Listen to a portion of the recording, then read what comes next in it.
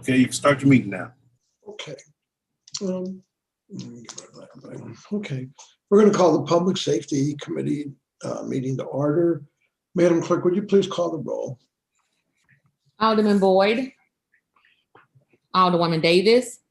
Present. Alderwoman Howard. Present. Alderwoman Spencer. Alderwoman Boyd. Present. Alderman Bosley. Present. Alderman Muhammad. Alderman Oldenburg. Alderman Narayan. Here.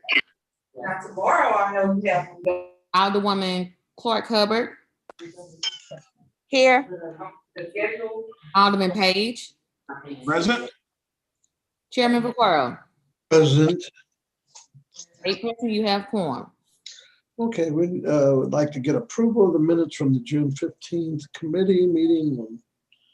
We'll take a motion to approve those minutes. So moved. Second. Madam Clerk, would you please, I guess, is there any discussion on those? I would guess not. Madam Clerk, please call the roll. Alderman Boyd. Alderwoman Davis. Aye. Alderwoman Howard. Aye. Alderwoman Spencer. Alderwoman Boyd. Aye. Alderman Bosley.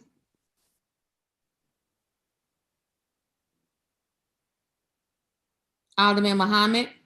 Aye.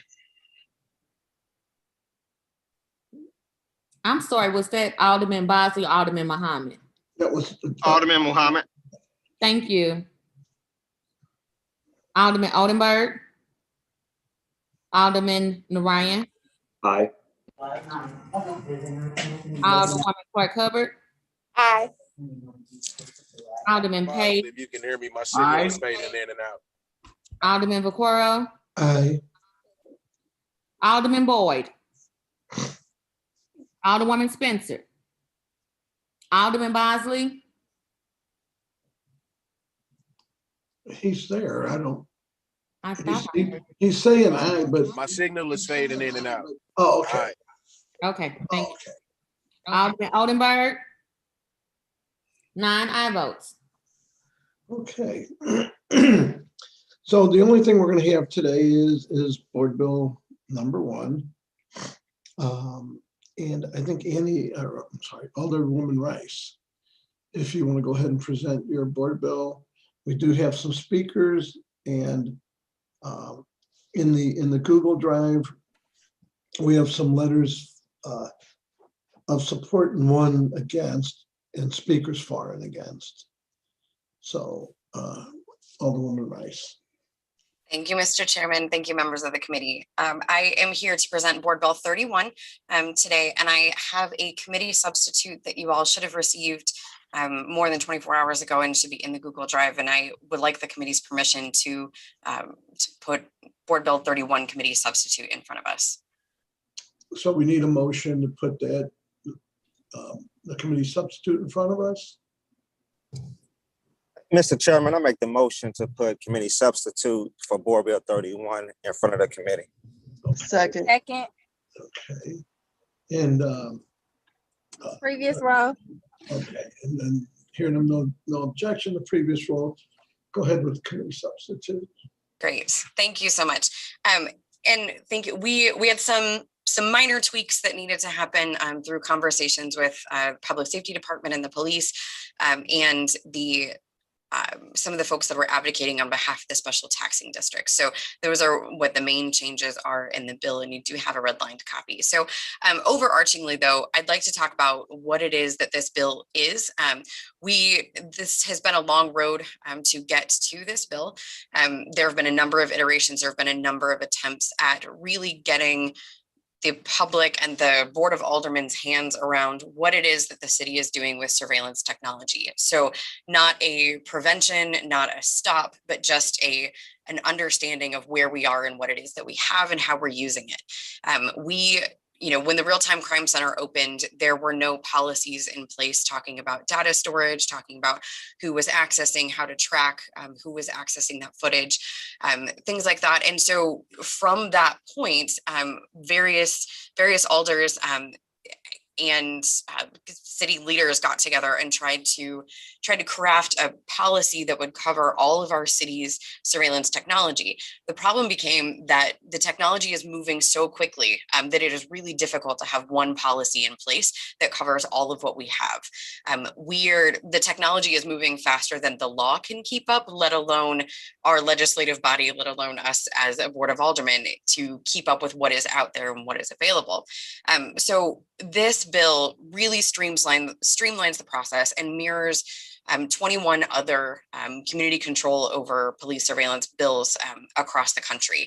So what we're doing here in this iteration of this bill is asking for the city entity, which in this case is primarily going to be the police department, to come in front of the board to craft a plan for each type of surveillance technology. So not each individual camera, not each individual instance of usage, but each type of technology that the department is using.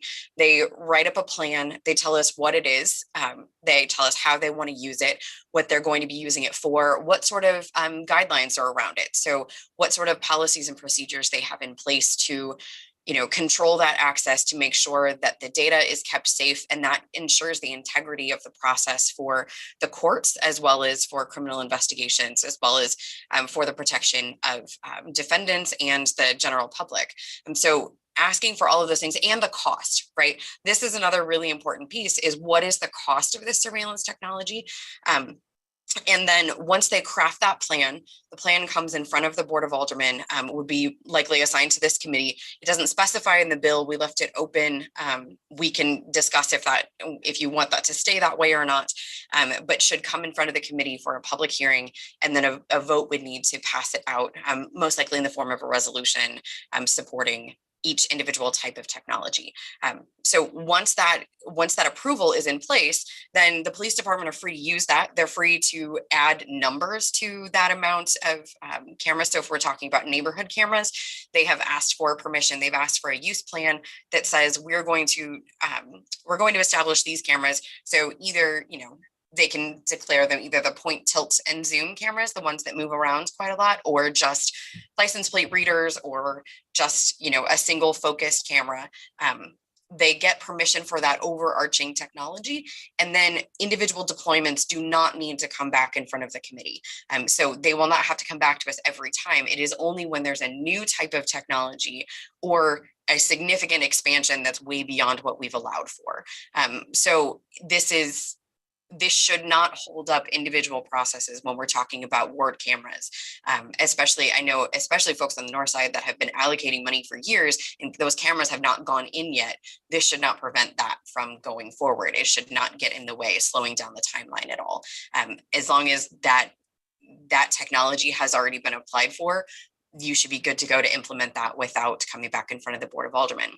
The second piece of it is each technology then will come back in front of the board with a yearly report on how it's been used, if it's been effective, if there have been any problems with it, right? So this will be the chance for us to learn, did the technology get shut off, right? Like we learned a couple of years ago about ShotSpotter, that all of a sudden they were just turned off because we weren't paying the bill. And so the public didn't know that, right?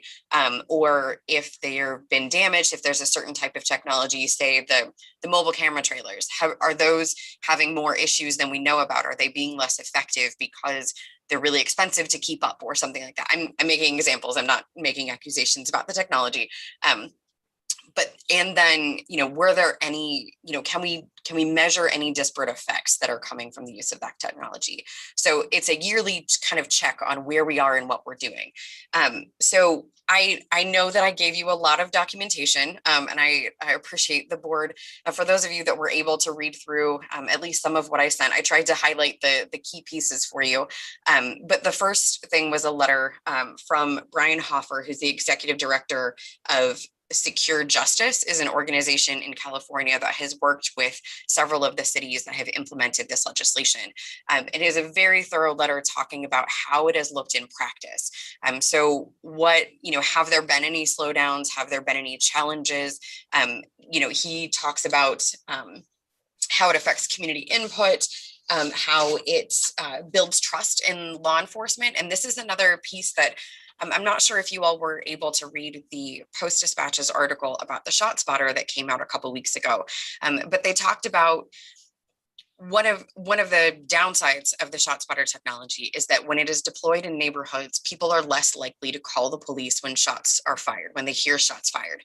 And that human element has been shown to be very crucial to actually getting to the scene and finding victims if they're there, or finding perpetrators, and investigating a situation after the fact. Because the ShotSpotter is only pinging the sound, it can't see anything else, it's not doing anything else. And so when folks say, oh, well, the technology's there, and they don't also make that phone call to the police, then the police are having a harder time doing their jobs. And so we're deploying police resources in a way that is not as effective. So technology can be a tool, it can be a supplemental tool, but unless the public is engaged on what we have and understanding how it works, it is a less effective tool than it would be if we were publicly engaged on what it was that we had. The other piece is, conserving administrative resources. So the more technology we roll out, the more expensive it gets to store that data, to manage that data, to get that data to defense attorneys and to the prosecuting attorneys. All of that gets more expensive. And so this is one of those ways that we can keep an eye on the cost and decide whether that's an effective use of our money, right? Is it working? Is it not working? One other comment that Brian made that I thought was especially important was he said, I cannot state this strongly enough. There are no downsides to operating under this model. It will save taxpayer resources because of the upfront approval requirement. It will lead to greater trust, especially in law enforcement, and greater transparency and public input will ensure that legitimacy and greater trust is the norm, not the exception. Any police officer knows that community support is critical to good police work and the solving of crimes. So taking that into account, because they have had this in place since 2016. So there's a good amount of data there. Another letter that was circulated this morning was from Heather Taylor, who is senior advisor to the public safety director and the deputy public safety director, talking about the process at which that we arrived at this bill, the collaboration that I have worked with them and others have worked with them to address some of their concerns as we went forward. And they believe that in order to decrease crime in St. Louis, we need data-driven solutions that allow us to make informed decisions that employ our assets effectively. And our goal is to ensure the safety of all of our residents. And at the center of that mission is their inclusion in the process. And this legislation furthers a needed conversation, and we welcome its implementation. So unfortunately, they were not able to be here today, but they did send this letter in support. So the other documents that I included were examples of these reports back from other cities. So there's one on ShotSpotter from San Francisco. There's a license plate reader use plan from Santa Clara County. There's a Stingray use plan from the New York Police Department. So you can kind of see what these look like in practice. And I also included a sample form based on our legislation, based on this bill, that breaks down exactly the questions that we're asking of the police department. And it really helped me, and I hope it helped you kind of grasp that these are very specific questions that we're asking, and they should have all of those resources to answer those questions. We have an audit that came out a couple of years ago, so that is a really good starting point. And if there are policies that are not in place to answer these questions already, then this is a great impetus to further that conversation within the police department, what their policies are going to be around this, and then submit those to us for conversation. So that's my very detailed overview. I very much appreciate the opportunity to bring this back in front of you in this current version. And I am thrilled that we have several folks who are here to testify on behalf of the bill. And would turn it over to you, Mr. Chairman, if you would like to move into public testimony. Yeah, what we'll do also in the Google Drive was a letter from Neural and the ACLU, and from Angelica, who's also here to talk. But those were also letters she did not cover that was in the Google Drive. Right, yeah, sorry. Those are not ones that I submitted myself, so I didn't discuss those. Thank you. Right, no, they're just in there, just for the record, they're in there. Madam Clerk, would you go through the rules of the speakers? We'll go one for, one against. We do have a couple for. And go through the rules about 3 minutes, and I guess you'll keep the time, so. Oh, are you with us? Yes, I am. Okay. After the presentation of a bill at any public hearing, those identified as proponents or opponents and those with no position shall be heard alternately. All persons who wish to testify at a public hearing shall sign a list which shall be made available by the chair of the committee. The initial presentation of any witness shall be 3 minutes or another length of time set by the committee chair. It shall be no longer than 5 minutes, except with the permission of the committee chair. Any witness may respond to questions by members of the committee for any additional period of time determined by the committee chair. Any witness may submit written testimony to the committee at any time prior to the conclusion of the hearing on the bill or resolution. A list of names and addresses of all persons who testify at a public hearing in support, in opposition, or with no opinion to any bill or resolution, and a copy of each written testimony submission shall be kept by the clerk as public record and shall be available to the member of the committee and members of the Board of Aldermen when they consider each bill. Okay. So we're gonna go back and forth here. So we'll start with someone speaking for the bill is Matthew Vitale. Matthew, you're up. Excuse me, Chairman Vaccaro, Yes. you are giving them 3 minutes, correct? Yeah, 3 minutes, and if you could time it, I would Got it. appreciate it. Thank you. And just to let the speakers know, I will be letting them know at a minute that they have a minute left to speak. Okay, thank you. Hi, can you all hear me? Yes. All right, great. Hi, I am a resident of the 16th Ward speaking in favor of Board Bill 31. In July of 2020, members of the Public Safety Committee passed Resolution 24, outlining a framework on how the city should open discussions with persistent surveillance systems, PSS, to explore how aerial surveillance might be employed as part of the city's crime reduction plan. The resolution urged the mayor and director of public safety to open discussions with PSS and stated that regardless of the effort required and costs incurred, community involvement must be the central focus of any discussions with PSS, as well as any contract that may result from those discussions. In December of 2020, Board Bill 200 was introduced, presenting a contract with PSS. The alderman introducing the bill opened discussions with the company alone. Chief Hayden did not publicly support the bill or have a plan in place on how the technology would be used, and there was no effort to alert the community of the deliberations. The bill passed out of committee 6-1. The vote confirmed that past resolutions indicating community input as critical and public comment at committee hearings will be quickly dismissed if it does not serve committee members' personal agendas. The dismissal of city residents caused mass action. The question of spy planes was brought up in virtually every mayoral debate. The Democratic candidate that cast the tie-breaking vote for perfection was endorsed by all the other 14 aye votes, and he lost in every single ward in the mayoral primary. Before the perfection of Board Bill 200, Alderwoman Davis made the following plea: tell the truth about privacy. You have none, period. There is no such thing as privacy in this world now, and it's only going to get worse. The talking points of the other aye votes sounded much the same. They acknowledged that technological innovation has outpaced our privacy protections, but believe city residents should simply accept it. Board Bill 31 seeks to build public trust by seeking community input rather than allowing the use of surveillance technology to bloom without oversight. The Board of Aldermen cannot be trusted to protect our constitutional right to privacy the next time the city considers a surveillance technology to adopt. We need an ordinance to protect us and measure the impact of surveillance technologies. We need you to pass Board Bill 31. I reached out to my alderman, Alderman Oldenburg, and I sent him a petition with 30+ residents asking him to support the bill. I'm hoping that he comes through for us today. Alderman Collins Muhammad and Alderwoman Spencer, I want to thank you personally for supporting and co-sponsoring a similar bill last session. I'm hoping as well that we can count on you to pass this through the committee today. And to all other members of the committee, I ask you to right the wrongs of last session and please pass this bill. Thank you for your time. Thank you. We're going to go speaking in favor of the bill. Let me see the name, because it comes up as Angel Ware.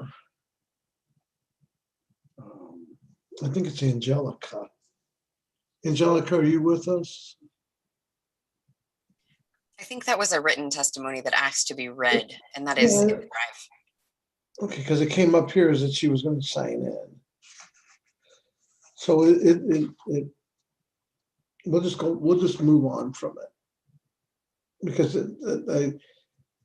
she's on the speaking agenda that I got a list this morning, but it's in the Google Drive for those that want to read it.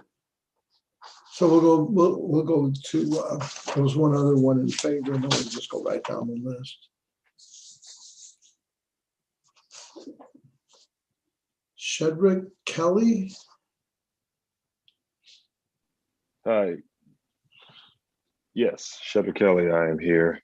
I am in favor of, and I'm a resident of the 7th Ward. I just wanted to let you know that I am in favor of Board Bill 31. The biggest piece is from a community transparency perspective. I know that also back in May, our mayor, Mayor Jones, was in support of technologies needing to be regulated as well. So along with that, as well as with the outcry from the public, transparency, and the protection of civil liberties, I would like to say that I am in full support of Board Bill 31. We have a situation where it's continuously come up, and I've been listening to, and that was a great introduction, by the way, Annie, Ms. Rice. And I listened to all the different variations of how we are trying to surveil the people and watch the people and come up with these different ways and things like that. But repeatedly, people have said that we need to have regulation in place. We need to have measures in place that protect us. And so this board bill does allow for that protection. It does allow for transparency, and it would help us be more in line with almost 24 other communities and cities that have passed similar measures. And so with that, I mean, Mr. Vitale hit it pretty much on the head. He covered a lot of, a range of things that needed to be said, and I'm in total agreement. Okay, there's some reason you're on the list against it. I'm sorry, I can't hear you. For whatever reason, you are on the list to speak against the bill. But obviously, no, I'm not against the bill. Okay. I actually, when I submitted I actually neglected to put for or against, but I did not. I know I'm not against it. Okay. Well, then let's go down the list then. Let's see what we have. The person representing Arch City Defenders. Are you here?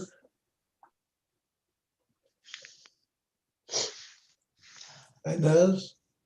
Yes, I am Inez. Thank you.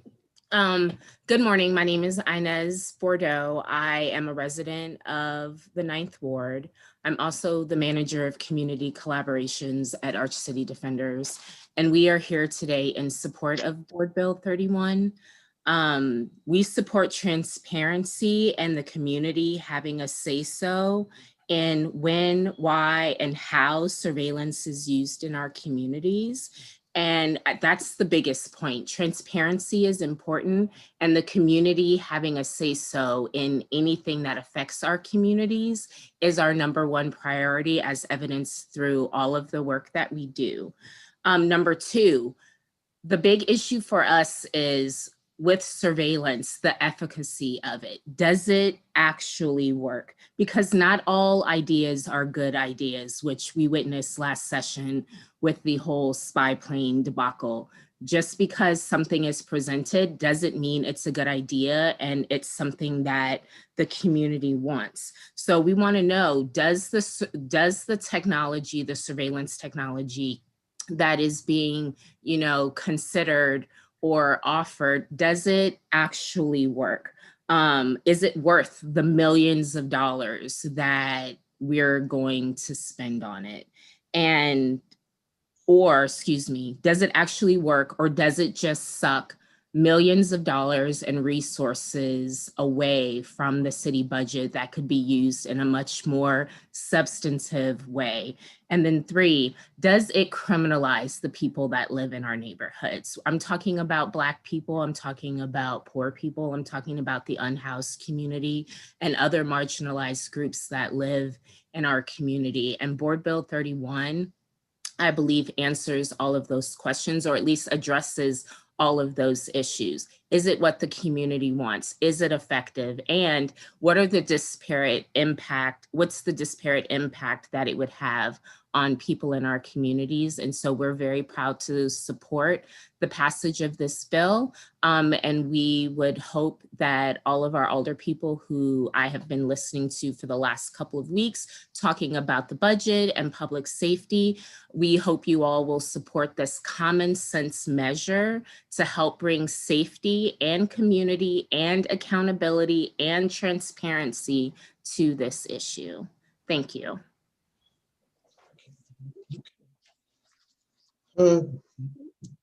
John Chesnoff, you're next.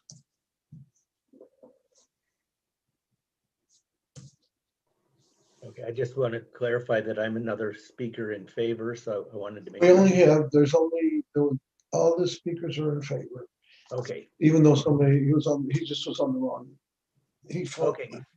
Well, thank you, committee members, for hearing our testimony today. I've spoken to this committee before on the issue, and most of you know I've followed and supported this bill for quite some time. I'm here as a representative of the Coalition Against Police Crimes and Repression, and we decided to get involved in supporting this bill when it was under the sponsorship of Alderman Kennedy. We've watched the bill progress, for several years now since that time. One of the great things about the legislative process is that bills get improved from the input that happens along the way, and this bill has had its road to follow in that direction. I think it's much improved from its original version, from all the input that has been given to it. Very early on, under the leadership of Alderman Kennedy, we met with the Black Caucus and listened to the concerns of the Black Caucus and the concerns about crime in the neighborhoods, and tried to answer those concerns. Specific amendments that have been in the bill ever since were in direct response to the input we got from the Black Caucus. We've also, again, under the leadership of our sponsors, met with the special tax districts and listened to them and met them halfway. I think they're satisfied now that this is a bill that will not impede their efforts to fight crime in their specific neighborhoods. We've met with the past and current directors of public safety, and we now have the current director's support for this bill. And along the way, we created a sample form to kind of winnow out the details of whether or not this was burdensome for folks to fill out, and think that we've streamlined the process and made it manageable for the police and other agencies to respond. We've also met with many of you, with many individual members of the Board of Alders, and gotten input from you and changed the bill as a result. 1 minute. So I hope that as we move forward, the questions that you will consider is that, given the vast proliferation of surveillance technology, would the transparency and public discussion of issues raised be beneficial? And we think that we need leadership from the Board of Alders to have that discussion and make sure we're setting good community standards. Also, does the bill present a reasonable framework for that to happen? And you've seen from that letter from Brian Hoffer that this is not burdensome on communities. And we think the BOA is the right group to lead this, because you are the closest representatives of the people and the communities. And finally, is it beneficial for the city to scrutinize surveillance technology to see if it's beneficial, and is it effective on a cost-benefit basis? All these technologies come from private companies who give a sales pitch to to the city wanting to sell their technology. And those sales pitches don't always, pan out to, the programs are not as perfect as they might seem to be. We've seen that with PSS, persistent surveillance, and with ShotSpotter, that their effectiveness is much more gray and needs to have discussion. So for all those reasons, I hope you'll support Board Bill 31. Thanks. Dave Madison. Hi, everyone. Is this working? Yep. Yes, it is. Awesome. All right. My name is David Matheson. I'm an incoming senior at WashU, and I live just off Skinker in the 28th Ward. I'm here today with the ACLU of Missouri. I support Board Bill 31. This bill will protect my rights, build trust between the St. Louis Police Department and our city community, and make St. Louis a better place to live for everyone. When I was in 6th grade, my principal gave a speech. I'll never forget her words: "You are being watched." I was disturbed then, when the method of surveillance was grainy black and white cameras. Now, cameras are a lot less grainy and a lot more ubiquitous. We have facial recognition, string array technology, and 24-hour spy planes. The thought that we were all being constantly watched is horrifying to me. It leaves me wondering who's watching me, a member of a religious minority group, when I go to practice my religion. It leaves me wondering how many innocent Black and brown community members, disproportionately mistaken for criminals by most surveillance systems, will have their lives destroyed by the cruel hand of an algorithm. I'm going to graduate from WashU next spring. That means I'll have to find a job, and especially in a remote work environment, I get to decide where I want to live. If St. Louis allows my rights to remain unprotected, I can move somewhere else. But I speak in front of you today because I love this community. Just 22 cities have currently passed anything like Board Bill 31. If we can be one of the first cities to take a stand on privacy, it would send a strong message. The city of St. Louis is protecting its people. That would make me, and many other students like me, want to stay here. Board Bill 31 empowers the Board of Alders to oversee surveillance programs, prevent surveillance discrimination, and assess surveillance for cost effectiveness. It empowers the community with transparency and public input. This bill will effectively reform the currently unchecked power of surveillance technology in a way that benefits both our government and our community. Because of that, I am proud to support Board Bill 31. Thank you to the Board of Alders for your time. Thank you. Is it Danielle? Hi. From the ACLU, I'm sure I'm not that right, but go for it. You're up. Correct. Honorable members of the Board of Aldermen, thank you for allowing me to present testimony today. My name is Danielle Spradley, and I'm the Communications Associate with the ACLU of Missouri. And I'm a resident of the 9th Ward. The ACLU of Missouri defends civil liberties and the principles of equality and justice in Missouri. We have over 15,000 members statewide and 1,300 right here in St. Louis. I want to start by addressing some of your concerns and set the record straight. This bill is about transparency and promoting community ownership of our public safety programs and ensuring the residents of St. Louis's civil liberties are protected and free from abuse. This doesn't hinder crime fighting tools. Board Bill 31 is an added tool in our toolbox. It ensures that you, the Board of Aldermen, and your constituents have a say in how we spend our public safety dollars, and so that we can make informed decisions on whether that money is being used effectively. This data will give you the ability to take this information to your wards and explain if and how their tax dollars are being spent and why. This is responsible and transparent governing that also protects your community from abuse and government overreach. With the rapidly changing landscape of surveillance technology, we must have processes in place to assess the positives and negatives that will result from untested surveillance we deploy. St. Louisans care about their privacy rights. A petition in opposition to spy planes garnered 675 signatures within 6 days. One thing I think any elected official knows is that you must be cognizant of the potential unintended consequences of the programs you implement and how those unintended consequences can harm our residents and our budgets. This bill provides guardrails and due diligence so that we can hold contractors and our public entities accountable. As Mayor Jones recently stated, most importantly, this is about transparency. You deserve to know if your government is recording you. You deserve to know how much money we're spending if we are recording you. And she looked forward to signing this bill. I encourage you to vote in support of Board Bill 31 to ensure that the people of St. Louis get the transparency and protection from abuse they deserve. Thank you.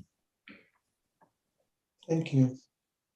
And I'm sure I'm gonna mess this up, but Dejan Shark?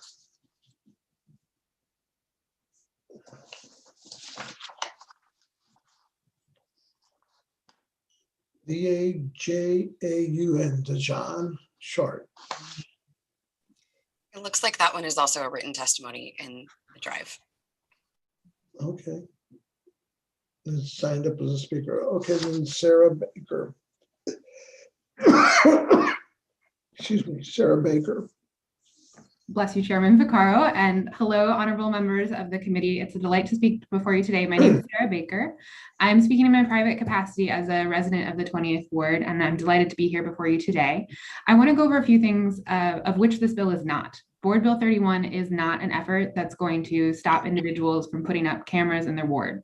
There's actually a specific provision around new surveillance technology on page 2, lines 16 through 20, that makes sure that a camera program, once approved, can add additional cameras without having to come back before the board. This program is also not burdensome to the individuals who will go forward in implementing it. It cultivates transparency. And Brian Hofer added in his letter that no program in California had been permanently rejected based on the CCOPS framework. Instead, what happened was that outside subject matters and experts provided feedback to the staff's proposed use, which usually resulted in several amendments intended to increase the protection of our civil liberties or relieve administrative burden. So we can see how it works in other municipalities across the country, in 21 municipalities to be precise. What it is a simple government accountability measure. It's putting before you a cost-benefit analysis. The biggest benefit we have in St. Louis, the biggest thing that we want to do is decrease crime and save lives. I think we share that goal across the board to make St. Louis a safer place for its residents. BB 31 can help do that because it's going to allow us to measure what's effective in combating crime and what's not living up to the goal of combating crime and making St. Louisians safer. In ShotSpotter's case in particular, we can see that many of the instances in San Diego, for example, that ShotSpotter was used to, resulted in taking police to places where the ShotSpotter was then found to be an unfounded claim. What that means is we wasted police time. We sent them to areas where a jackhammer was going on or where a nail gun was happening rather than an actual shot being spotted, as the machine says it will do, and as the company will tell you it will do. But what we need to be able to do in St. Louis is see, is this actually working or not? Does it have the benefit we need it to have to our communities? If not, is there a way that our resource can be better spent to uphold our fundamental goal of saving lives and doing it as effectively as possible and as quickly as possible as we work towards that goal? So I thank you for taking the time for approaching this conversation with open minds, and I look forward to any and all of your questions as we proceed through this process. Thanks so much. Thank you. Thank you. So, Madam Clerk, there were 2 written testimony. Well, I didn't show them as written, but can you go ahead and read those both in? Just those 2. Okay, give me just a second. Okay. Because I have it up on my other computer and I'm trying to find them over here. They're showing up as speakers.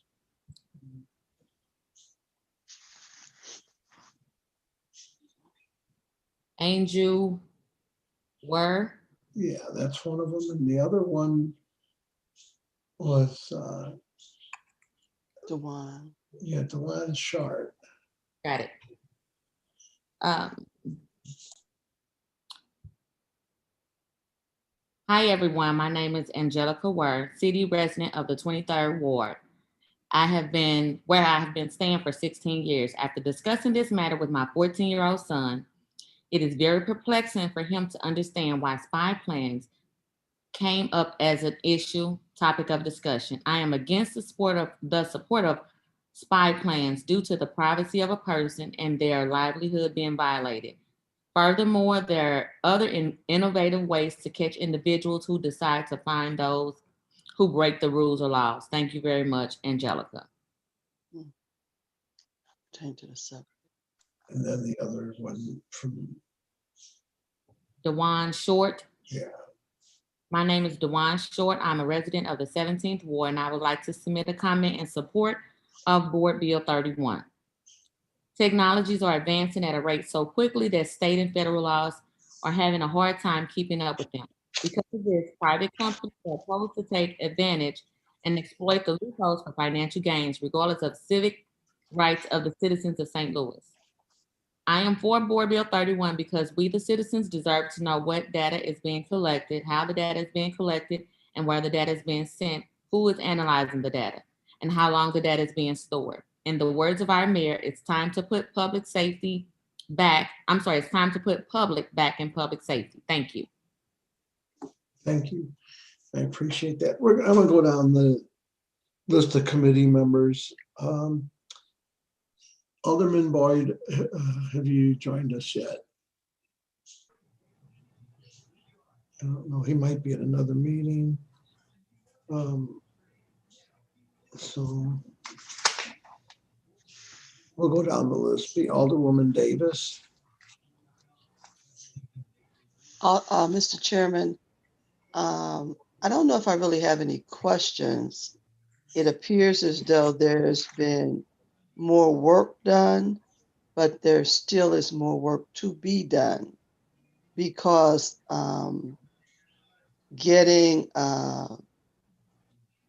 we have really moved towards more public engagement before we pass bills.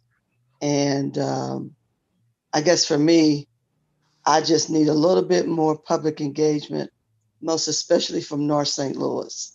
So that's the only thing. And I don't even know how much of that at this moment, but I do know that it needs to happen.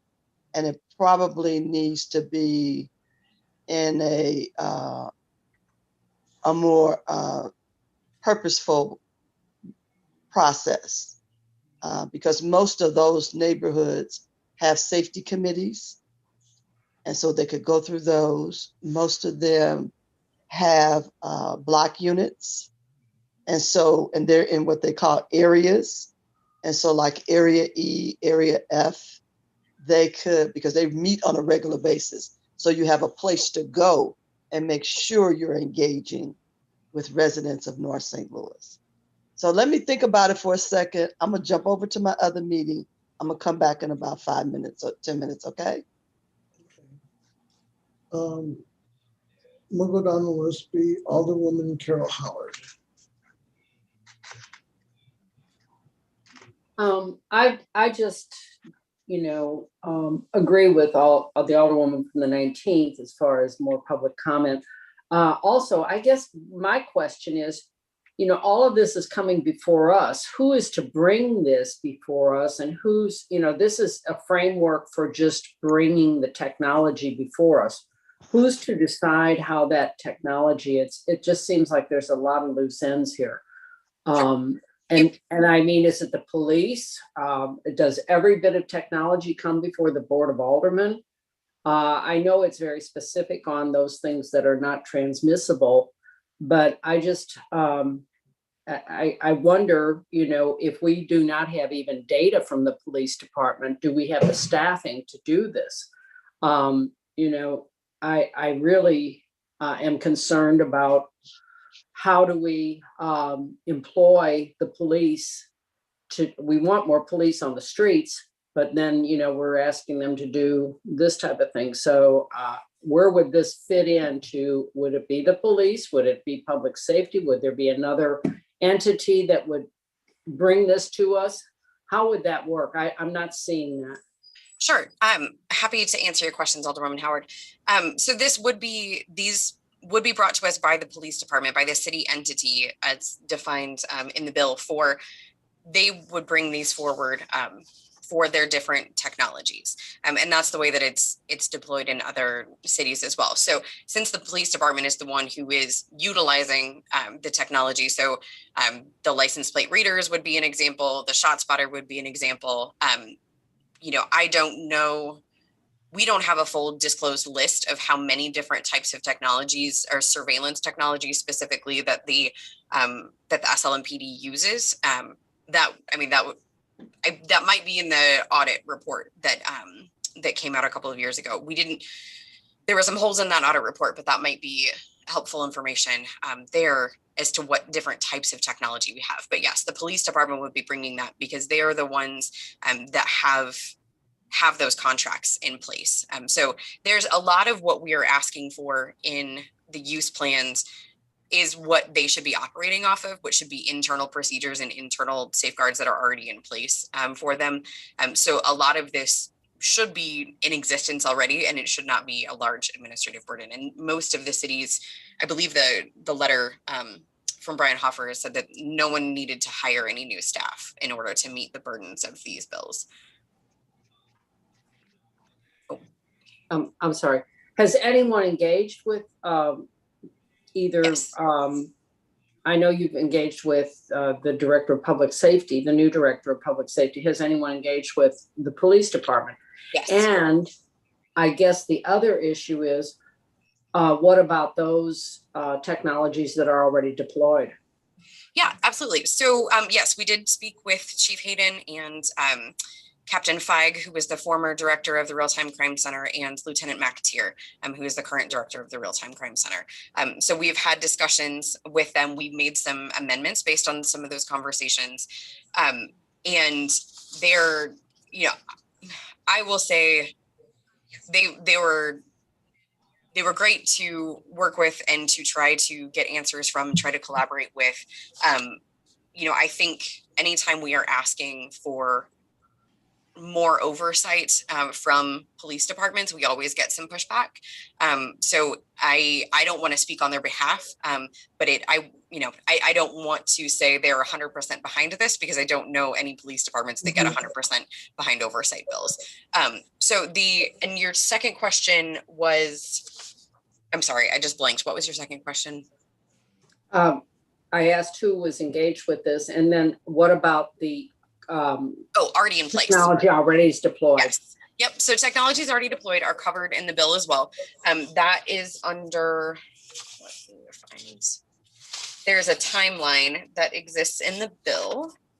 I believe it's section 4. So section 4, page 10. So the review of pre-existing uses. So this says no later than 150 days following the effective date of this ordinance. So once it's signed into law and goes into effect, then any city entity seeking to continue the use must commence this process. So then there is also another step in there that says if the board has not approved the continuing use within 180 days after that submission, then they have to stop, which they have to stop using the technology, which ends up being about 330 days from the time of passage, which should be more than enough time to get a use plan to us on these technologies. I would feel more comfortable if we had some members from the the Real-Time Crime Center and police department to testify. I think that, the testimony at this point is a little lopsided. So if we could get some of them in here, I might be able to support this. So, but thank you very much for all your work. This looks pretty good. But I think we need to have more conversations with the people that are actually going to be bringing this to us. So thank you. Thank you. Thank you. Alderwoman Kara Spencer, you're here. Thank you, Mr. Chair. I just want to thank all the speakers for speaking and sharing their thoughts with us today. We didn't read the letter from Heather Taylor and Dr. Isom, to my knowledge, but I wanted to thank them for submitting their thoughts and their testimony in written form to the committee. I don't have any questions at this time. They've been addressed at this point. So that's all I have, Mr. Chair. Thank you. Alderwoman Pam Boyd. Thank you, Mr. Chair, and thank you, Alderwoman Rice. But the questions that I have is pretty much what Alderwoman Davis and Howard had. because I heard John say that he spoke to Terry Kennedy, but nobody has approached the Black Caucus since Terry Kennedy was the chair of the Black Caucus. And so I just think that's unfair. And then nobody on this call that is speaking in favor of this bill lives north of Delmore. And so in the 27th ward, I can speak, we have a safety committee and nobody's contacted those people. So I would feel more comfortable if we had more a level representation in regards to opinions on this bill, because I just think that just like justice, this information is lopsided. And so in regards to the police, I heard loud and clear that nobody has sat down with them to actually get past whatever issues, because that's what I'm hearing. I hear you talk to them, but I feel they probably should have been at the table today to kind of speak on what you all had discussed. And so right now, I just think it's more work that has to be done. And I'm just really advocating for my community, because I'm tired of people speaking for my community, and my community is not at the table. And so, like I said, nobody has approached us in the 27th ward, and I can only speak for my ward. I can't speak for any other North Corridor ward, and nobody has approached the Black Caucus. So what happened 10 years ago is different from what's going on now. And so I just think you all probably should have reached out to those communities, because it just seems like the people that you all are reaching out to is just like justice, is lopsided. And so it's just one part of town that's speaking on regards to this, and the other part of town is being neglected or ignored. And I just think that's disrespectful for my community. So, right now, I just think we got some more work to do. I appreciate you, Alderwoman Rice, putting the effort into what you're doing. But I just think we got some more work to do to make sure that the citizens from the city as a whole voices are being heard. And I don't see that's happening at the table. Thank you. Thank you. Alderman Brandon Bosley. Yes, sir. Thank you. Can I be heard? I know my I can hear you. Speaking fade and in and out. It's been a little difficult. Can you hear me? Yeah, we can hear you. But we can hear you. Your picture kind of left. With my picture left. You're good now. We're good. Okay. With the alderman for the 8th yield for question. Yeah, absolutely. Thank you. So I've read through it. I will say there are a lot of things I 100% agree with here in this legislation.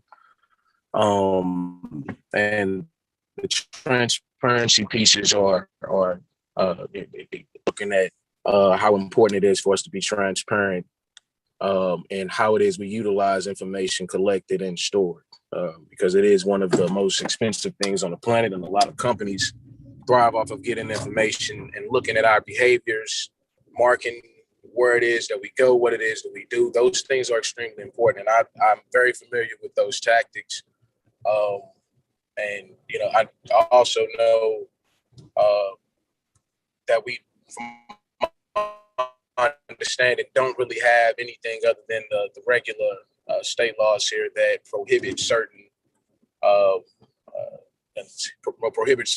companies from collecting data, when we go into contracts with them also, and how they utilize that data. So I do understand the importance of what it is you are working towards doing. And I'm not going to say attempt to do, because you are working towards remediating some of these problems and issues. So I can appreciate that. Question for you. If we wanted to go into a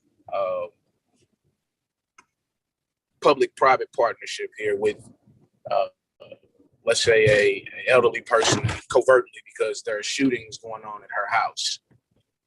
This isn't a new technology, just regular cameras, but we wanted the city to install them and maybe possibly utilize her Wi-Fi, whatever it took. But there was some type of a public-private partnership between the two. Would that have to go to a public hearing? So that's an interesting hypothetical. So Well, it's not necessarily a hypothetical. And the reason I say that is because I actually have these instances happening in my ward and have been for some time.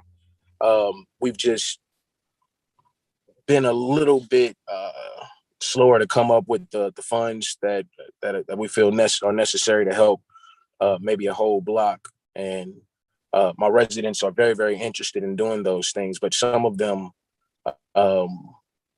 would definitely would not like to be put out front while doing those things. So that's the reason why I asked, but I didn't give you a chance to ask. My apologies.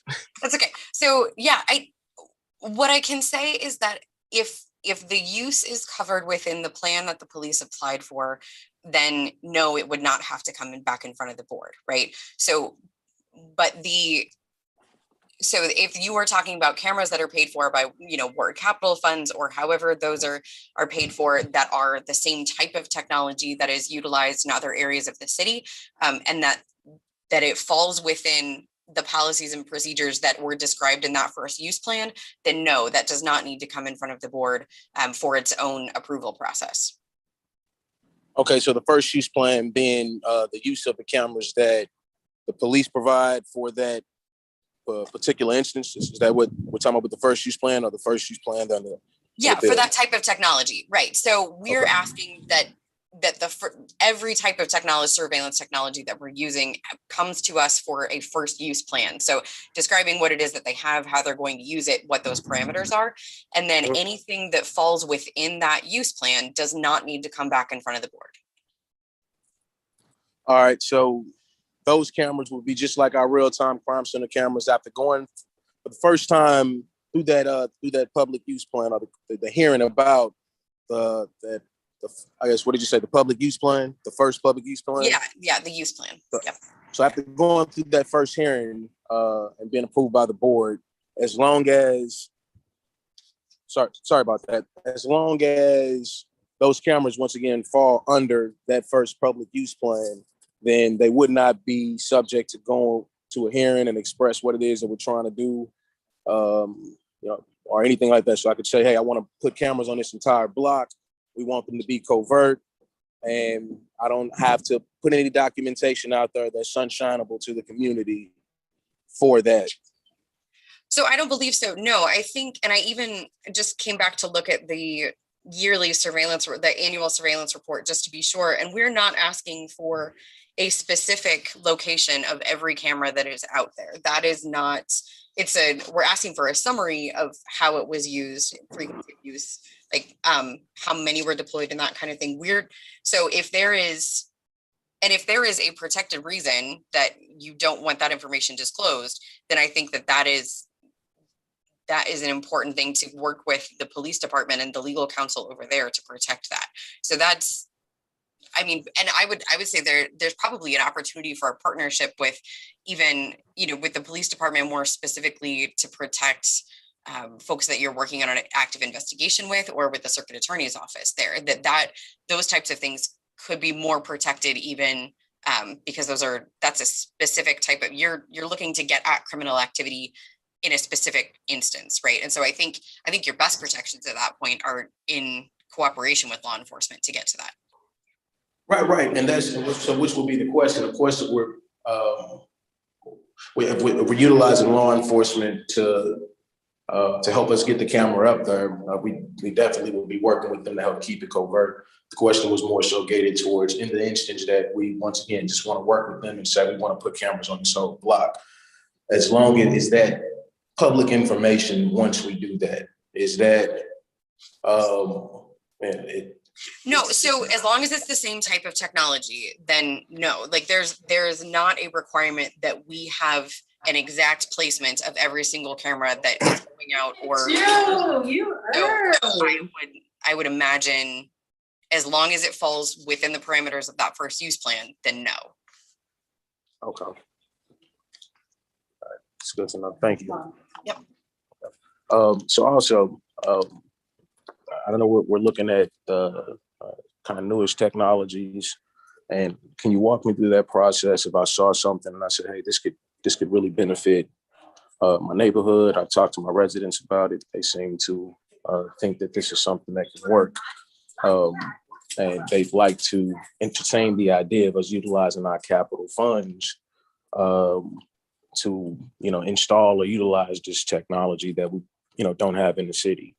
Is then in that instance something that we have to go to the Board of Aldermen with. We have to have public hearing, public testimony.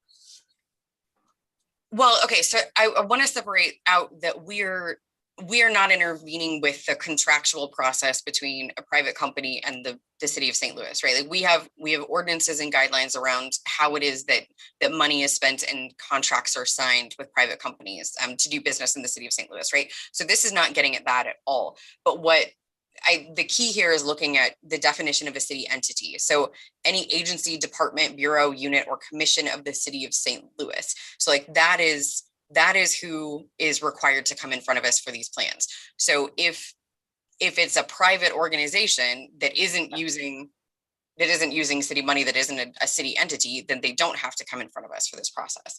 If you are doing it as an official city process, then yes, and it's a new technology, then yes, you would need to submit for this process.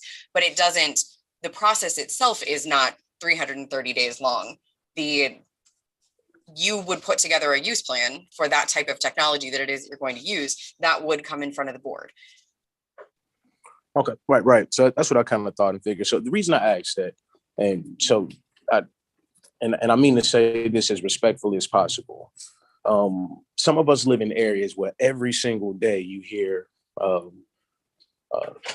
people screaming because somebody got shot. You hear gunshots. You are constantly getting down on the ground based on, maybe you heard a firecracker and thought it was a gunshot. There's a lot happening.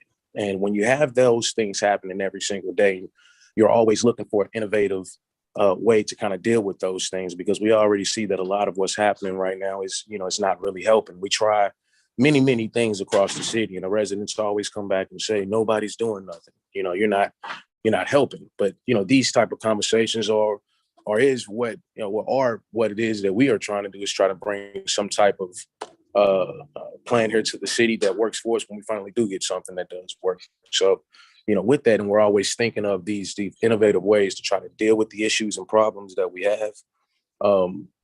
Sometimes we as older people don't work as good as we'd like to do together. And that's just being truthful. If I thought something would work well for my neighborhood, and I thought that it was something that the people in my neighborhood will agree to. Well, how you doing, sir? I'm sorry. Good to see you, Brandon. What's a pleasure? Pleasure also. My apologies. If I saw some technology that I thought would work and I brought it to the board, and my community is saying, hey, we like this. We think this is something that can work for us. And then you have it go to the board, and the board says, no, we don't like this. We think it, prey on people, it'll hurt folks. It'll do these things that they may not see right now, but inadvertently can cause some type of stress to the community and those individuals that you want to surveil or whatever it is that we're trying to do. That then puts me in a situation as an older person where I know what it is that my community needs, but I also have an entirely different group of individuals, and that's not white or black, but those are people who don't live in this area in general, who don't understand the need of what it is the people are saying that this is what they want. So with that being said, what makes us powerful within the city is the fact that we can look at the areas that we know need certain things the most, and we're able to point at those areas and say, give it to them. If it's within our budget, of course. We're able to point at those areas when there's a solution. When there's a problem, we believe we have a solution to it, and it's within our budget to be able to handle it. We can say, go take care of that. We don't have to come to the board for it. I don't have to ask any other alder people if I should pave this street or that street, or this sidewalk or this sidewalk. Or do I have to can I put alley cameras up in all of my alleys? At some point in time, I want cameras in every single alley. I don't care about privacy. I'm no disrespect, but I'm sure you live in a ward that is populated, and and people live close together. So, you know, if somebody throws something out on the ground, it's very, very easy to possibly see those people, see those individuals, because you got a bunch of people moving in and out of that area regularly, going to and from home or to and from an amenity that's close to their home. So it's much, much likely that you'll catch somebody and people will stay away from doing particular things in areas where they'll get caught at. Our areas are much, much different. I have repeat dumping sometimes in areas every single night. As soon as we get it dropped down, it gets picked back up. Now, I'm not saying that this bill will prohibit me from putting cameras up at all. But what I am saying is there will come a technology one day, and because I'm going to find it, hopefully, that can help us with this dumping problem, help us with this dumping issue. And it probably is going to utilize surveillance. It probably will utilize cameras. But I don't want to have to go to 27 other people and ask them for permission to do something that I know for sure my ward needs now. It needs today. I don't want to have to go to a hearing and talk to individuals who don't live in the ward about what it is that they believe that this can do for people who are driving through the ward. Or I don't want my car to be seen because I don't live in this area. I don't live on these blocks, but if I drive through, nobody should be surveilling me. But you don't live in the community. The community is saying we want to be surveilled. We want to surveil ourselves. We want the police to surveil us. Whoever it is needs to see these shootings and homicides. It's not forever. It's not something that we want to be. We don't want to live under an iron thumb. We don't want to live under the eye in the sky. None of us want that. We hate the idea of even having to have cameras. It's stressful, but it's as stressful or even more stressful every night not knowing where these bullets are coming from. It's even more stressful every night trying to figure out how it is your children can play outside. And in the event somebody hits them, a car comes down the street, something happens that you don't want to happen, you can catch these people. We got all these homicides in the city, and I mean, there's nobody being caught. We can talk about the circuit attorney, but it's not her job to go out there and catch people. It's her job to persecute them. And we forget those things. The police need more tools. They say it all the time. They need more officers. They say it all the time. If what we have isn't working, if what we have, we for sure know statistically isn't working. We may not have the statistics on the cameras that we have utilized thus far and what all they've helped as far as catching criminals and things like that. And we should do a heck of a better job in ensuring that we protect our data. We should. The police, those individuals who collect this data after we pay for that, they should have their own protocols. They should. In how this data is protected, utilized, who collects it, where it goes, how long they store it, that should already be done. We shouldn't have to micromanage that, but we should have to micromanage protecting our citizens. I get that 100%.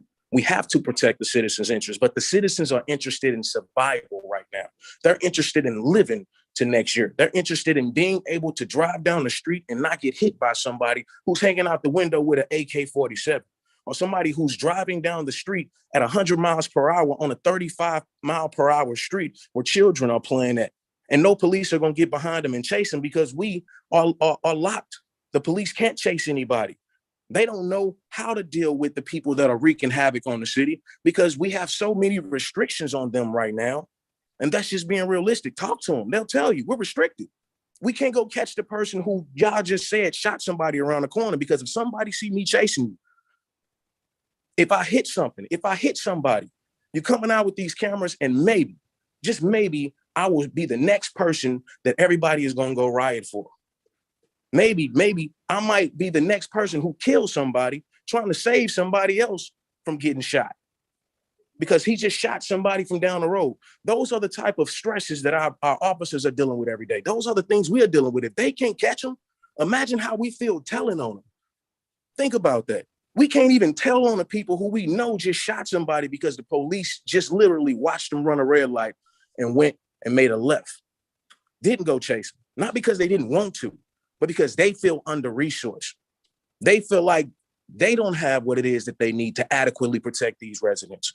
The more restrictions that we have right now, especially in these areas where they are needed, we need to be less restrictive. And I'm not saying that my whole area needs to be surveilled in every single person's house because it's not in every single place, but isn't enough of them to where everybody here feels it.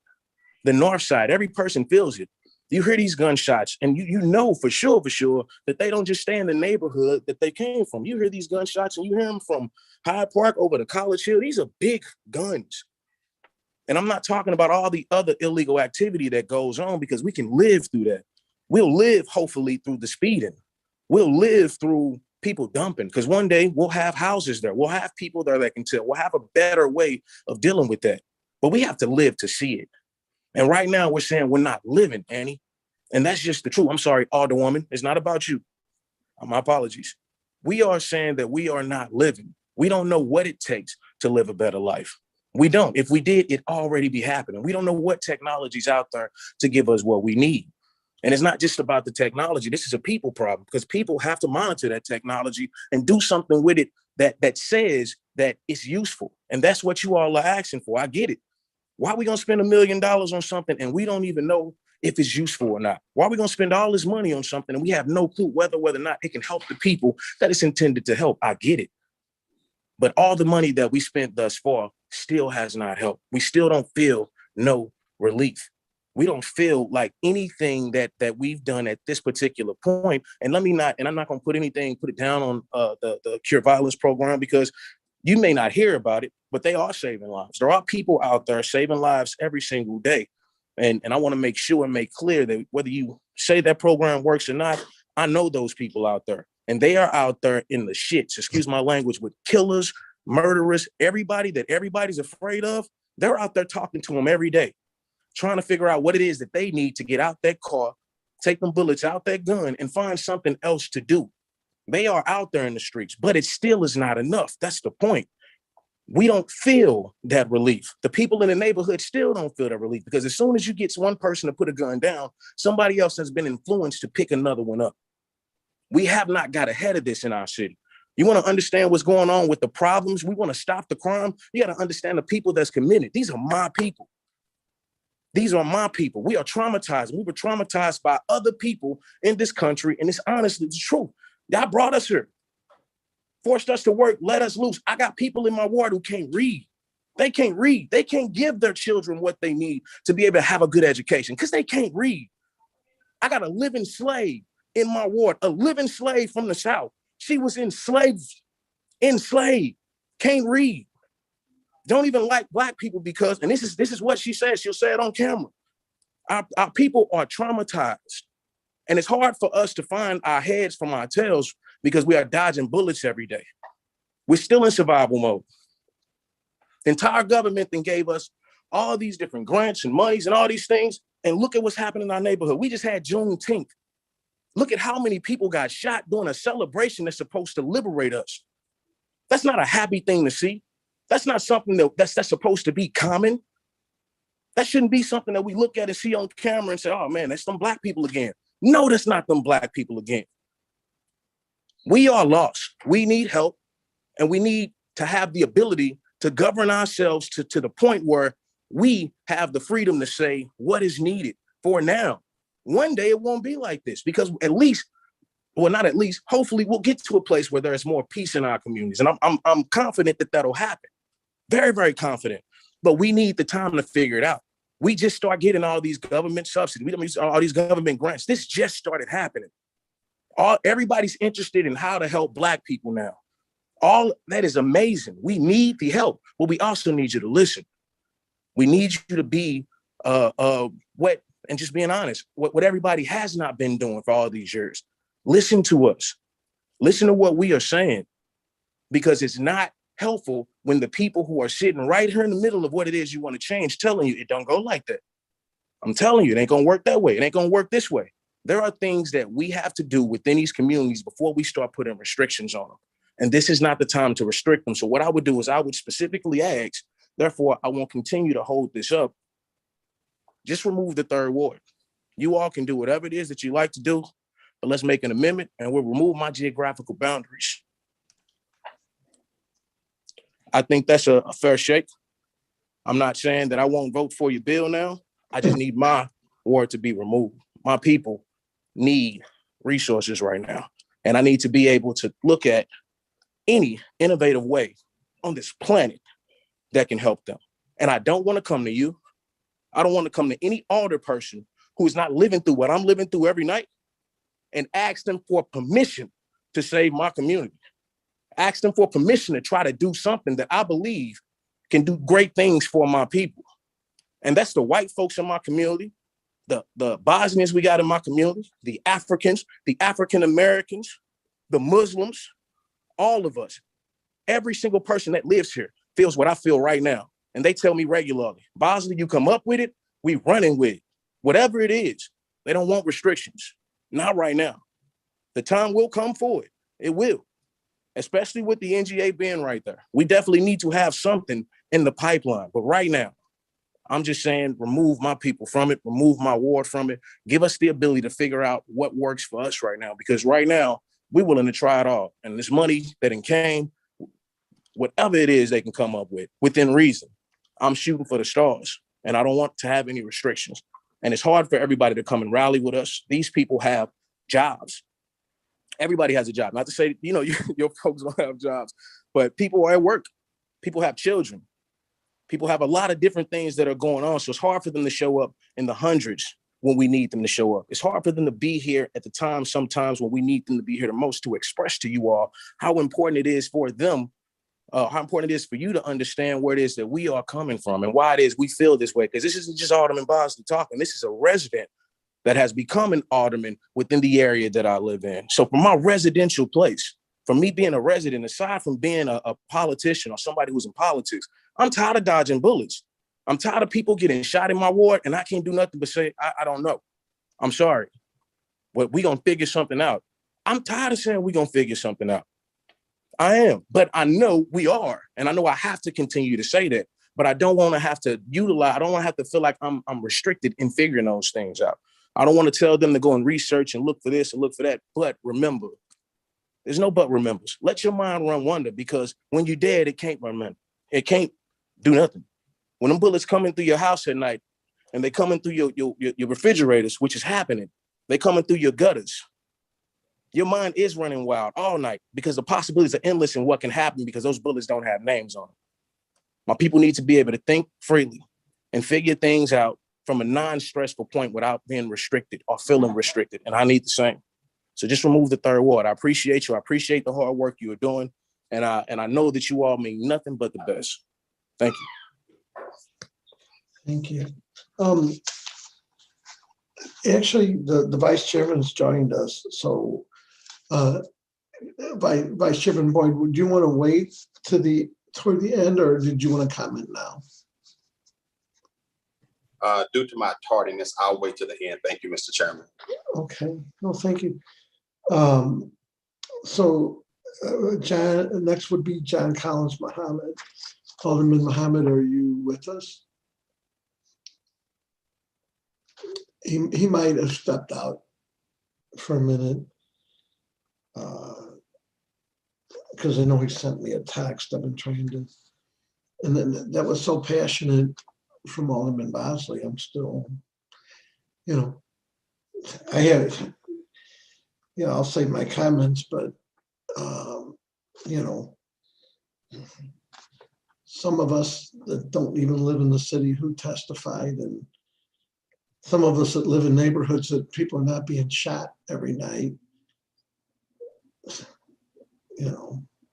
I couldn't even imagine. How terrifying that has to be. But let me just go down the list. Alderman Oldenburg's not with us at the minute. Alderman Brett Narayan. Thank you, Mr. Chairman, members of the committee here. I just also want to point out that we did get an email from Clerk Kennedy just a couple minutes back. That is a letter of support on this piece of legislation from Heather Taylor and from Dr. Isom. I just wanted to make sure everyone was aware of that, since we did get it during the testimony here. I'd also like to thank everyone who took time out of their day to come and speak on this. It's a really important part of the legislative process that we hear people's voices, especially when it comes to things of this nature. This bill has been around in various iterations since well before I got down to the Board of Aldermen. And I think ultimately it's bigger than just St. Louis. I think it's really about the American way of life. We've seen over the last several years, fear mongering on the national level, on the local level, at the state level about this fear of this totalitarian government. And one of the biggest issues that people have with totalitarian governments is persistent surveillance and the fear of persistent surveillance. The panopticon is a huge part of how totalitarian governments derive and maintain their power. I know that we can look back, we can remember on how angry we all were. I don't know anyone who wasn't at least a little bit upset when we found out that the United States government was listening into all of our phone calls and reading all of our emails. We were upset because it was un-American and we didn't know that they were doing it. We were frustrated with why they were doing it. We didn't know where the guardrails were on it. It was mass warrantless surveillance. And unfortunately, we don't know what we're doing here locally. The Board of Aldermen should absolutely be using its oversight in regards to surveillance, in regards to technology. This doesn't prevent any technology from being utilized. It just means that the people know the kind of technology that we're using. And we know what kind of technology we're utilizing and directing towards the people. This is the people's government. It's not our government. This is the people's government. And the people have a right to determine what they believe is acceptable and what they believe is unacceptable. This is about the consent of the governed. It's about the American way of life. I'm firmly in support of this bill. I'd like to thank Alderwoman Rice for her continued work on this over the years, and the other co-sponsors. I'd like to thank former Alderman, now Clerk Kennedy, for beginning the work on this. And I understand that there may still be work to be put in to get this to where folks are going to be happy with it. And I've never been afraid to shy away from that work to make sure that we do have fair and equitable legislation being passed. But this is, in my opinion, a very important piece of the puzzle when it comes to trust between the community and law enforcement. The way to build those bridges is to have trust. And one of the big things that we often talk about is the chasm that has kind of been formed between the general public and the police department and even individual members of law enforcement. And a huge reason for that divide is just a simple mistrust.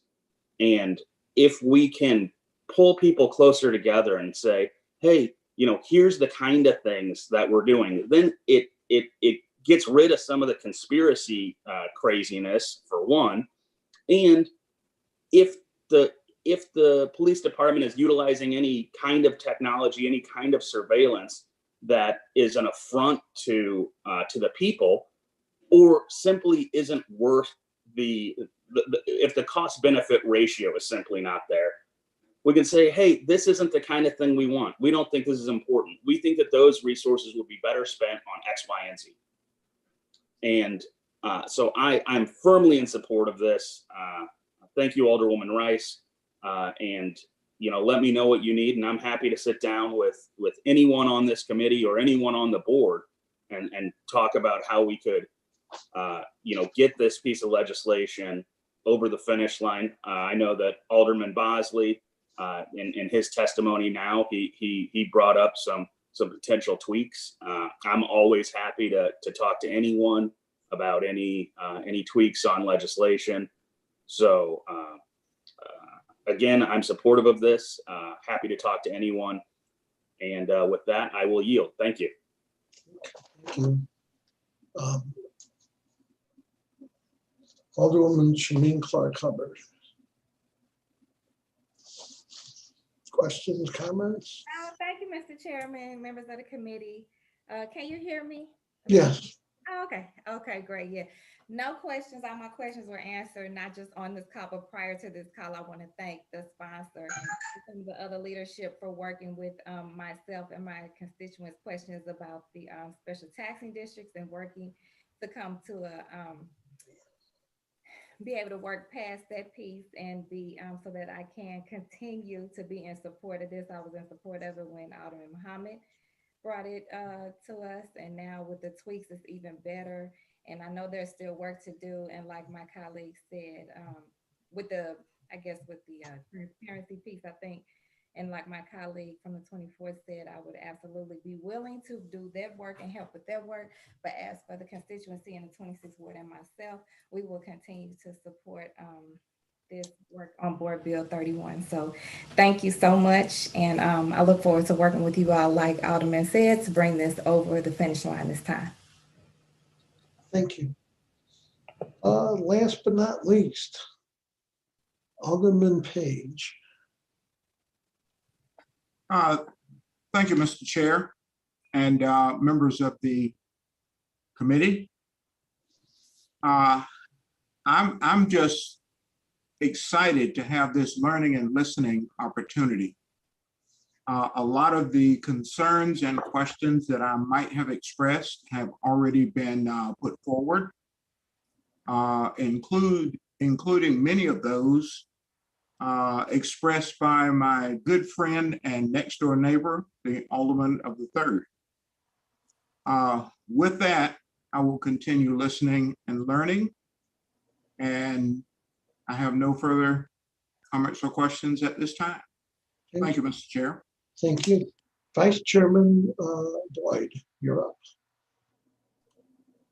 Thank you, Mr. Chairman, members of the committee. My first comment, I just want to respond to something the Alderman from the 24th said.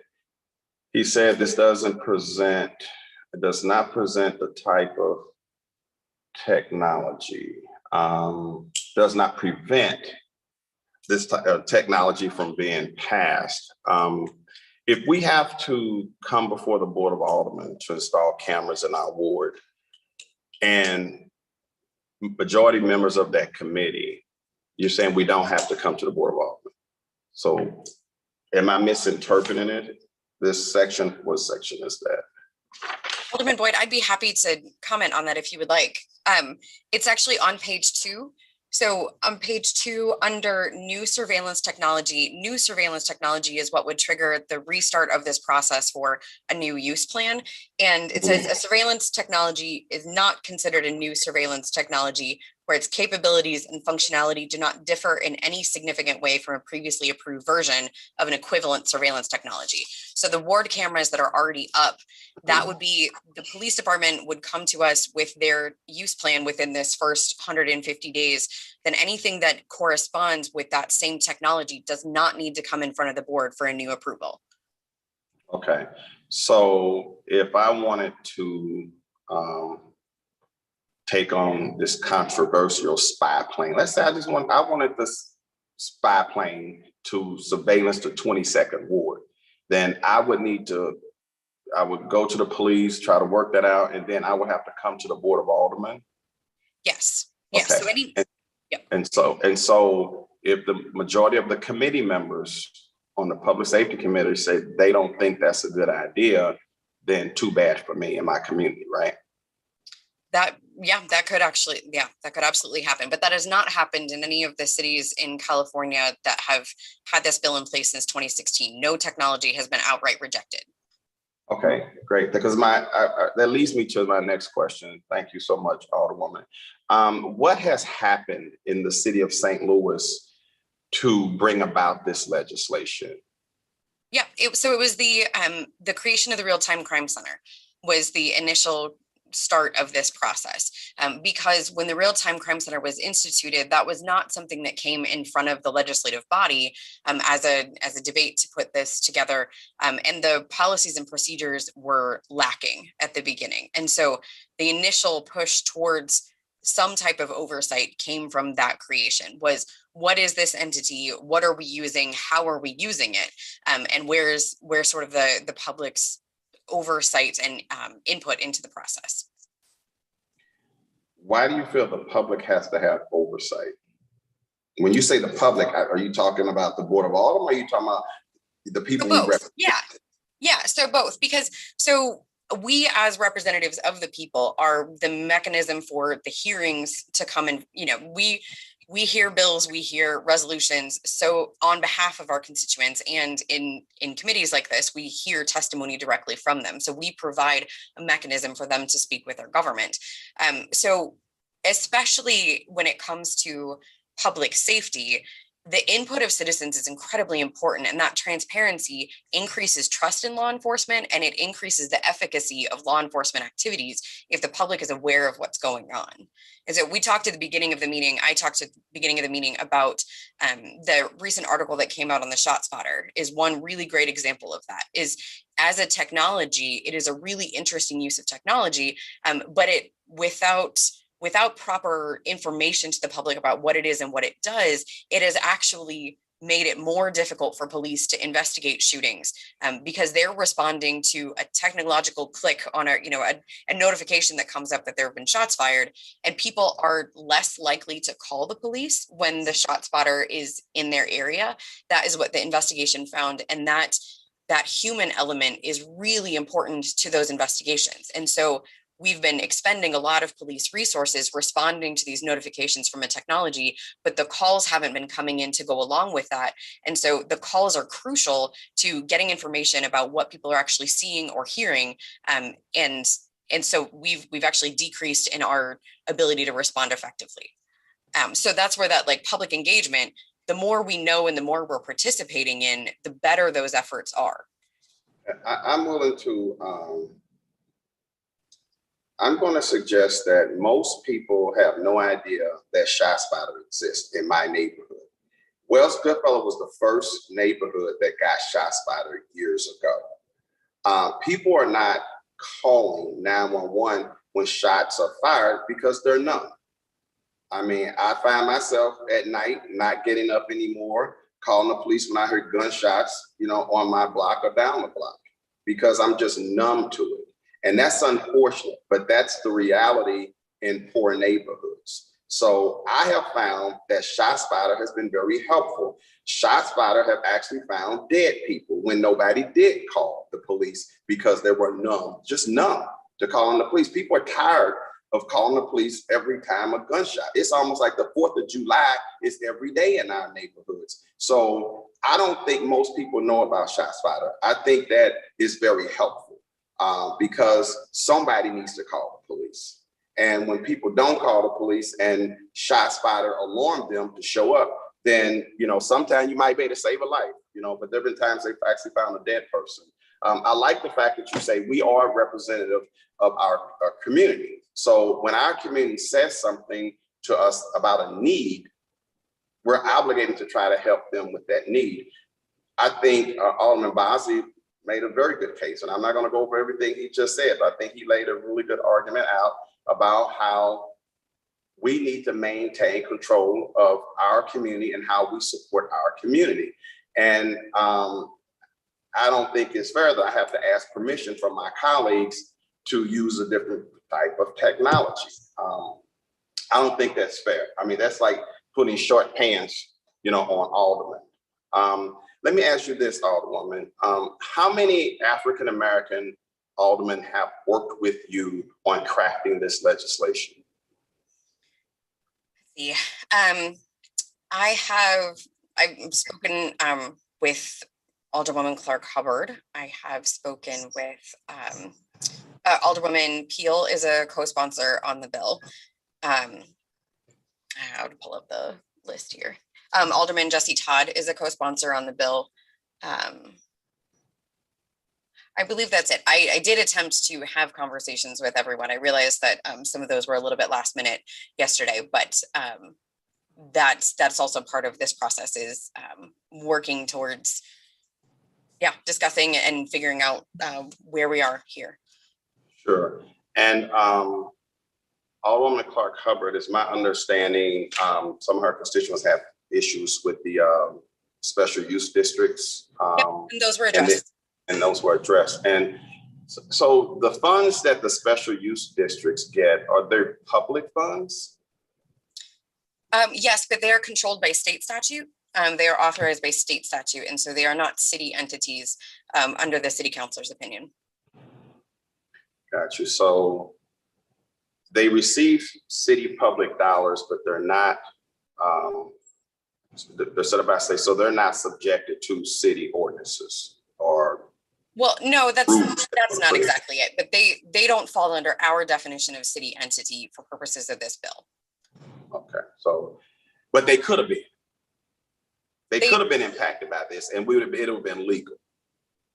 If we had been able to craft it in such a way, yes, but what we were trying to get to is where law enforcement is touching upon the technology that the special taxing districts are using. And that's what we achieved. So it will be, because if the special taxing district cameras are looped into the real-time crime center or systematically accessed by the police department, then the police will be the ones reporting on that use because they're using it for law enforcement actions. Have you toured the real-time crime center? I have a couple of times. And what is your opinion? What bothers you about that setup? Sure. So I think it's fascinating. I think from a sort of, well, it's fun, right? To me, I think it's kind of fun that we're able to see all of these spaces across the city that in a world where it didn't potentially negatively also impact people's lives. I think it's a very cool thing that we have. I know it's cutting edge technology that we have here in the city of St. Louis. What bothered me was the first time I toured, I believe was back in 2015 or 2016. And it bothered me that no one could hand me a set of policies and procedures that existed for how folks were accessing the technology, what specific crimes they were using to follow cars on the license plate readers, things of that nature. I know some of that has been solved for. Some of those, I know that leadership in the Real-Time Crime Center has been working hard to create those policies. My continuing issue is that those are not public. Those are not public, how we are handling this, how we are handling that massive amount of technology. And I give Captain Feig immense credit for the work that he did when he was over the Real-Time Crime Center, even pushing the software to allow for better tracking. So the software companies themselves and how they're monitoring this, like pushing for better tracking so that they can look for these types of protections. And so we have a police department that wants to do the right thing here. And like was mentioned in both the letter from Dr. Isom and Heather Taylor and from the Secure Justice folks, every police officer knows that the more transparent and more engaged the public is with what they're doing, the better effective they are. They want the best quality policing that they can do as well. And this is one of those tools to bring those policies and procedures to the public so that we all know what it is that we're working with. So you like to see a policy on how they use surveillance technology, police department? That's one of the things, yeah. Okay. Because we don't have to legislate that, right? They can just write that up and present us with a policy like most departments have policies, right? I mean, they could, yes, but we've been working on this for a number of years and that has not happened. But we have a new administration now.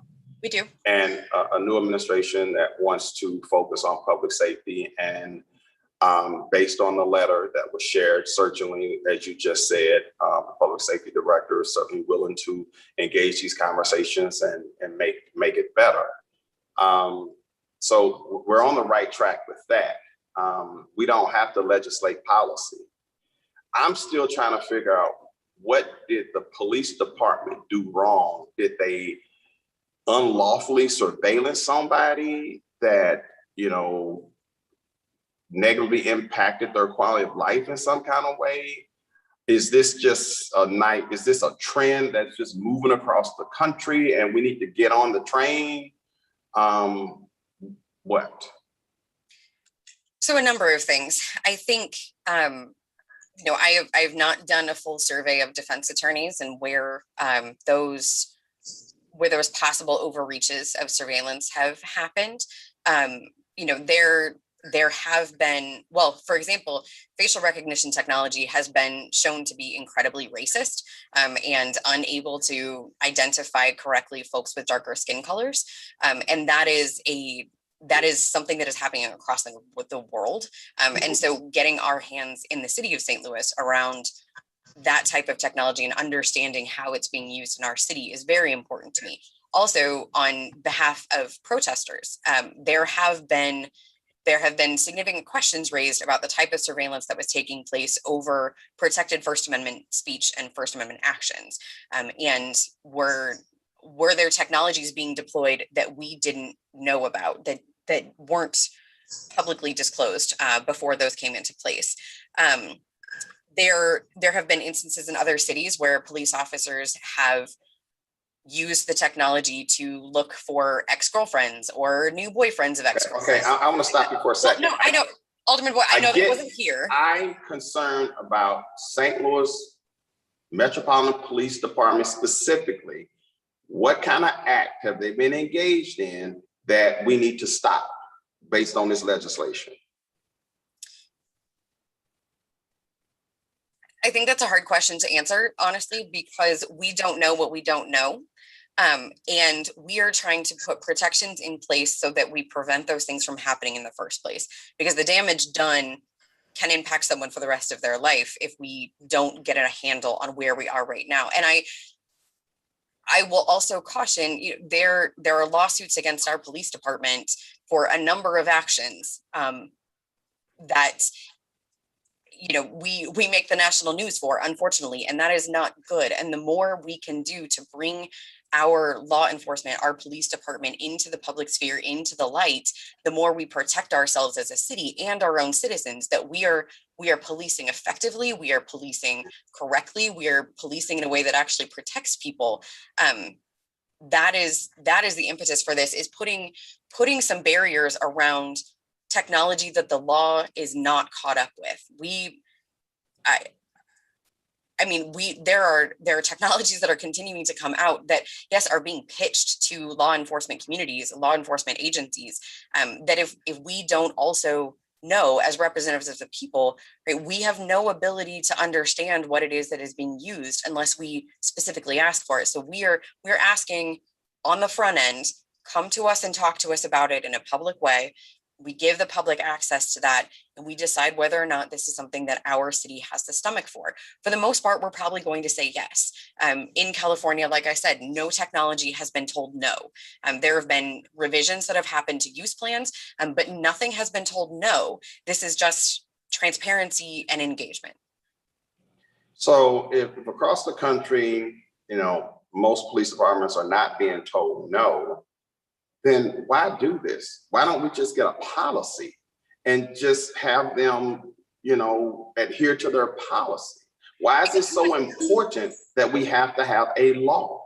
Who decides if they're following their policy or not? Who is following that? Who decides right now if the police department is following its policy? Well, that's why we have the Civilian Oversight Board, and we have, because that's why the Civilian Oversight Board is stepping in to take over and double up in cases of internal investigation, because no, it's not. Investigations have not. No, it's not. The Oversight Board is taking complaints on issues that people have filed. I'm asking who is monitoring them right now to find out if they follow their policy before something happens. That is a great question. I don't know. And that's one of the things that bothers me. You know why? But you know why you don't know? Because it's none of our business. We don't need to be micromanaging any department in the city of St. Louis. We have professionals that know what they're doing. Not one alderman is a law enforcement officer that I can remember. And so we don't know law enforcement. We don't understand, what they really need in order to effectively do their job.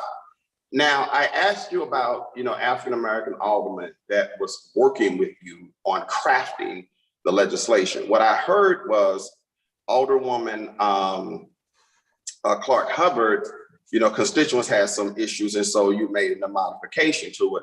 What I heard was Alderman Jesse Todd signed on to it. What I heard was Alderwoman Peel signed on to it.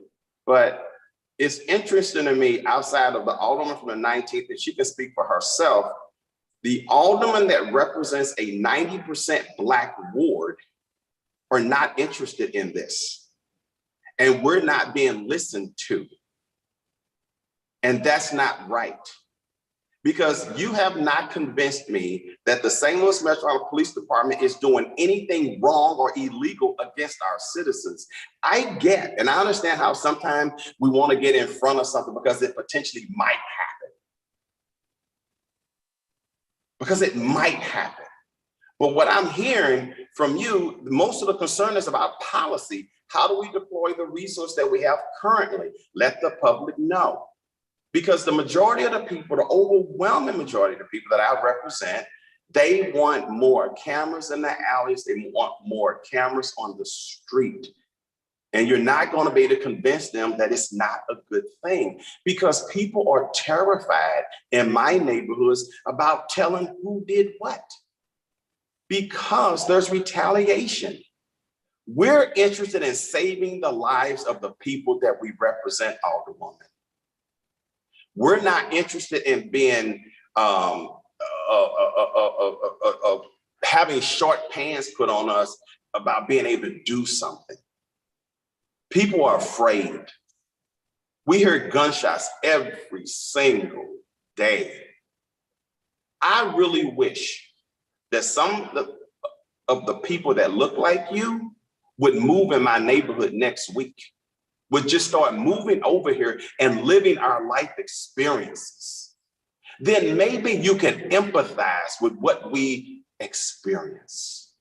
Because right now, you could sympathize with us about maybe some of the acts in the past that have wronged Black people. But you cannot empathize with us. You will never be able to understand what it feels like to be Black and afraid in the neighborhood that you live in.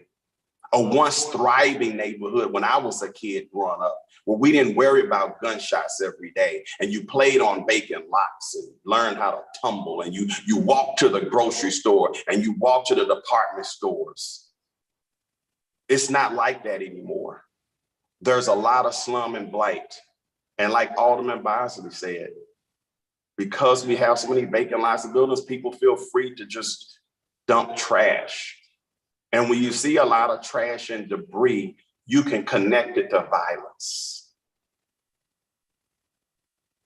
I'm not supporting this.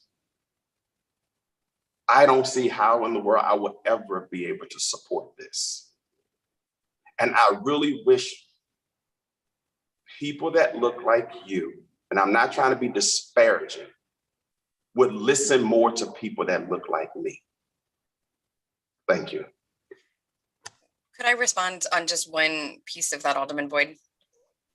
If you could, the only thing legislation's meeting, I don't want to lose the people here. Sure. I don't intend to be long. If we keep it very short, please. Sure. So the one, we got two people waiting to speak still. I understand. So I just wanted to, I was corrected that there have been lawsuits or there have been prosecutions thrown out because of misuse of surveillance technology in the city of St. Louis. So there was utilization of Stingray cell phone technology that was thrown out because it was improperly used by the police department and it was used in secrecy. So there have been instances of that here in the city of St. Louis. And I have been listening and maybe 10 minutes just in case. I've been listening carefully today. And what I also want to say is that I do empathize. I understand that I can never have your lived experience, and I will admit that every day, but I do empathize. We have a violent crime problem in the city of St. Louis. There are lots of reasons for that. There are guns flooding our streets that we can't get a handle on. There is poverty. We have people who need things that don't have them. There is anger, there is trauma, there is violence that is leading to all of that. What I want to say that this type of legislation can do is to evaluate what it is that we have. And if it is not working, then let's reallocate those resources. Let's take what we have and try to do new things with it. Try to get to the human needs that people have that are leading us to this place and leading us to this point in the first place. And the technology, the more your constituents know that the technology is there, maybe that helps build them to trust that that law enforcement is actually working with them. Because one of the things that we saw with the surveillance, with the planes proposal that came through last year, one of the selling points of that was that they were going to tell everyone that it was there, because that built the trust in law enforcement that was going to lead to people to be more communicative with the law enforcement, to be witnesses in a court of law that need to be there for a prosecution. So I think that is quite a leap for that type of a program, but this is opening up our doors of law enforcement to explain to people what it is that we have and how it's being used to try to work with them. So I don't want to disrupt. I've asked legislation if they would give us 10 minutes. You know, and well, we're waiting for another meeting, man. So I'm trying to get I want to make sure if we're going to vote that we keep everybody together. Alderman, I'm not going to call for a vote today. I think that there needs to be more discussion. So I just wanted to, if there have been years of public engagement on this. If there needs to be more, I would be happy to come to your wards. I would be happy to come to your neighborhood meetings and talk about the bill. We can absolutely do that. I'm sorry. For the other, I know that Alderman Steffens has been waiting to speak. Why don't I let these, and then you can wrap up, and that way people that have to leave can leave. I do want Alderman Steffens and then Alderwoman Davis. So if I could, and that way, and you're certainly welcome to wrap up. I just want to make sure that we're not losing everybody. Alderman Steffens, you had comments to make. Yes, just very briefly, and I will be respectful of time. I am a co-sponsor of this bill, me, Alderman Stevens of the 12th Ward. And I just want to point out that we have both international, national, and local precedent for this. With the Universal Declaration of Human Rights, we have Article 12 governing the usage of arbitrary interference with privacy. In the US Constitution, we have Amendment 4, which absolutely applies to digital usage and digital privacy. And that's the focus that I have with this legislation. It's the digital side of it, not the physical. With the American Library Association, we have the Code of Ethics that we all must adhere to, which of course, being the foundation of the modern American library, privacy and confidentiality, is encoded in Article 3 and Article 4. And locally, we have the sustainability plan with Objective A of the Health, Wellbeing, and Safety, Strategies 1 and 2, establish a community security structure and create opportunities for positive dialogue between police officers and the local community. We are not reinventing the wheel. We are helping to push it forward, because it is not a question necessarily of physical technology. It's a question of digital technology. And we have studies conducted by Black women researchers who work for Google, who work at MIT on the algorithms that are used to scan faces, which Alderwoman Rice points out is incredibly racist, and they're incredibly flawed. But then algorithms are being used based on faulty data, faulty facial recognition data to exact court sentences. So the wrong person is getting the wrong sentence, and the entire system is broken because digital technology has outpaced international laws. It has outpaced US laws. And again, this isn't reinventing the wheel, but pushing it forward. And if I might make an uncharacteristic appeal from the heart and speak personally, again, very quickly, I don't have blood family. I am an openly gay legislator. I have the LGBT community, and a significant amount of my community lives in North City. My treasurer, an openly gay friend, family, lives in Ward 3, Alderman Bosley. So I do feel it. I briefly had the opportunity to work at Walnut Park through St. Louis Public Library, and I did see how there's a sharp change in infrastructure and maintenance when you hit Highway 70 and go past the arch. I see how the city has de-incentivized North City for decades. You know, these aren't new problems, but I will say that as the southernmost alder, I'm here to address these issues, and I'm here to listen and not to direct, because my family, my LGBT family lives in your ward. And when my Black trans sisters are murdered in the streets, I don't care which street it is or where in the city it is, when my family is murdered, that hits me too. That matters to me too. When Kiwi Herring was shot and died, that hits me too. And I have walked in the streets in the defense of my North City neighbors. They are your constituents, but they are my neighbors and my family. So I want to draw a line in the sand here and now, and I would like for that line to be behind all of us so that we can work as a city and that we can work to listen and to hear and to collaborate and to work to protect all of us. I mean, this legislation protects our police officers by providing them regulatory guidances so that they're not getting sued. It protects citizens and their privacy. It protects children. We have the Child and Land Privacy Protection Act to do that. But that doesn't govern street surveillance. You know, that doesn't govern alleyway cameras. And we're not saying, I don't believe anyone is saying that we don't have a crime issue, that we have to do away with cameras, that we have to re-envision it. But the digital side of it has to be regulated because it hasn't been for over 20 years. It hasn't been for over 30 years. And that is what's hurting us. And that is what is unfairly putting our North City neighbors in jail based on faulty facial recognition, based on faulty algorithms saying that this is the sentence, this is the duration of time. It is a unregulated system. So again, I apologize for appealing to the heart. I try not to lead that way. And with that, I yield back, Chair. Thank you. Alderwoman Davis, you're recognized, but please be brief because I asked him for 10 minutes. Thank you very much, Mr. Chairman. I just simply wanted to say I needed to hear everything that I heard. I don't think we're anywhere near being prepared to vote on this. I was glad to hear the alderperson suggest that we not take a vote today. And there's a lot of information that is not known to how the Real Crime Center actually came about.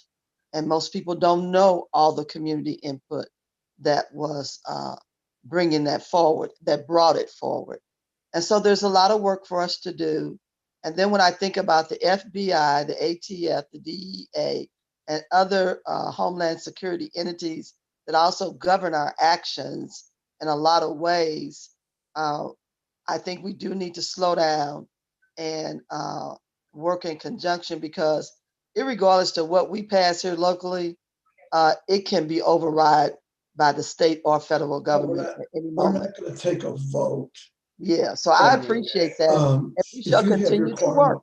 I'm going to ask someone else to take over as chair. Well, we have 12 members. We need 7.